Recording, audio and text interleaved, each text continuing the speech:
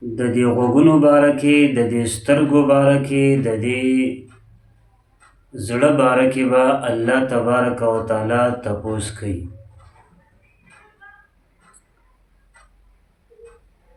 یو ځلې د 70 کالو یو کس و چې هغه ته هټ اټیک وشو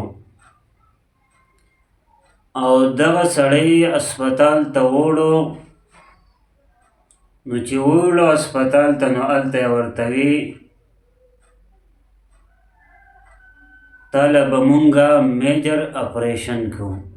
غټ اپریشن ورته ویلی کېږي چې دا اپریشن به مونږه تاله کوو.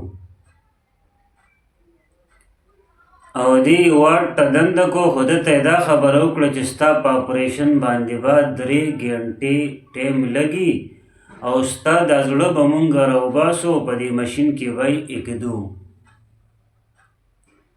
3 ګنټې به مونږ د دې حفاظت کوو. به هر حال د ده په اپریشن باندې 15 ګنټې ولګېدې، ځکه 3 ګنټې خو په ماشین کې د ده دا زړه پروت و.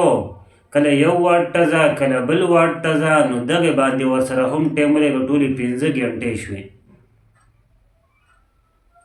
نو کله چې د ده اپریشن وشو، دی چې دی نو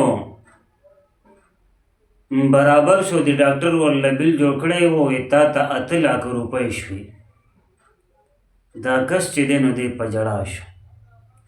دا ډاکټر ورته جواب کې وایي د دې ډاکټر خیال دا و چې د ده سره چېرته پیسې نشته، دی په دې باندې خفه دی. نو دی ورته وایي زموږ سره اسپتال کې د زکات روپۍ هم وي، زه به په هغې کې څه کټینګ وکړم، څه به درته پرېږدمه. دا کس ورته وایي زه په دې نه جاړم چې زما سره پیسې نشته دی، زه د 10 لکو روپو نه هم ناچاره نه یم، خو زه دا جاړم په دې باندې چې زما دا زړه صرف او صرف تا 3 ګنټې په ماشین کې کېښودو او د هغې حفاظت ته 3 ګنټې وکړو. د 3 ګنټو ته زما نه 8 لکه روپۍ اخلي او ما په دنیا کې 70 کاله تیر کړي دي او په دې 70 کالو کې زما د زړه حفاظت الله رب العزت کړی دی. زما زړه خوشحاله کړی دی، مال یې بچي را کړي دي، مال یې بیبي را کړې وه، دغه شانتې مال او دولت را کړی و.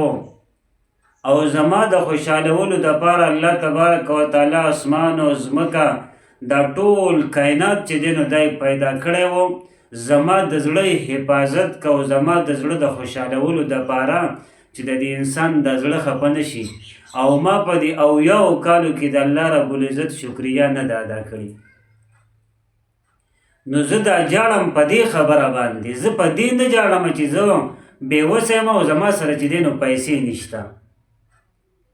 نو عزتمندو، الله تبارک وتعالی به زمونږ نه د غوږونو تپوس کوي، زمونږ نه به د سترګو باره کې تپوس کوي، زمونږ نه به د دې زړه په باره کې تپوس کوي چې تا دا غوږونه په څه کې استعمال کړي دي، تا دا سترګې په څه کې استعمال کړي دي، تا دا زړه په څه کې استعمال کړی دی. نو لږه د الله رب العزت طرف ته رجوع پکار ده او د الله تبارک وتعالی شکریه ادا کول پکار دي چې الله تبارک وتعالی زمونږ دپاره بېشماره انعامات او بېشماره نعمتونه چې دی نو دی پیدا کړي دي او مونږ له انعامات را کړي دي، او د هغې باوجود مونږ د خپل رب شکریه نه ادا کوو. نو د خپل رب شکریه ادا کول دا د مسلمان سره مناسب دی چې دی د خپل رب چې دی نو شکریه ادا کړي.